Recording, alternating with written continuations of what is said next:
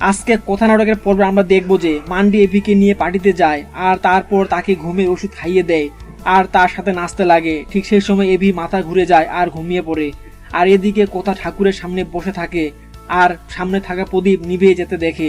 তা দেখে কথা ভাবে পাচক বাবুর কোনো বিপদ হলো না তো, ওনার কোনো বিপদ সংকেত না তো এটা।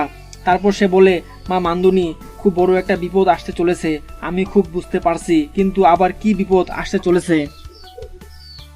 ঠিক সেই সময় এভি স্বপ্নে দেখে তার মা ফিরে এসেছে আর তা দেখে এভি বলে, মা তুমি ফিরে এসেছো।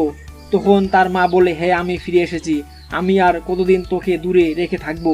তারপর এভি বলে, মা তুমি এতদিন কোথায় ছিলে, কেন আসুনি তুমি আমার কাছে, আমি তোমাকে কত খুঁজেছি, তুমি জানো, তোমার জন্য কত অপেক্ষা করছি, তুমি জানো।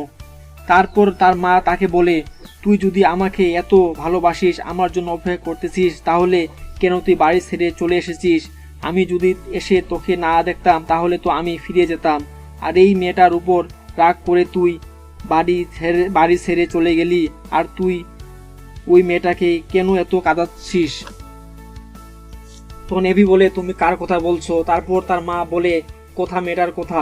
ঠিক তখনই এভি ঘুম ভেঙে যায় আর বলে, আমি কি স্বপ্ন দেখলাম, মা গো বাড়িতে ফিরে এসেছে, কিন্তু মা সাথে করে গোবরদেবীকে কেন নিয়ে এলো? ঠিক তখনই দেখে বিছানার উপর একটা মালা আর সিঁদুরের দাগ, কিন্তু সিঁদুর তো গোবর দেবী পরে, তাহলে ঠিক গোবর দেবী এখানে এসেছিল। তারপর সে মেন্ডির জামা দেখতে পায় আর ভাবে, কাল রাতে কি মেন্ডি আমার সাথে ছিল? আমরা আগামী পর্বে দেখবো যে মেন্ডি বিয়ের সাজে গো বাড়িতে ঢোকে আর এভিকে বলে যে তুমি আমাকে কাল রাতে বিয়ে করেছো।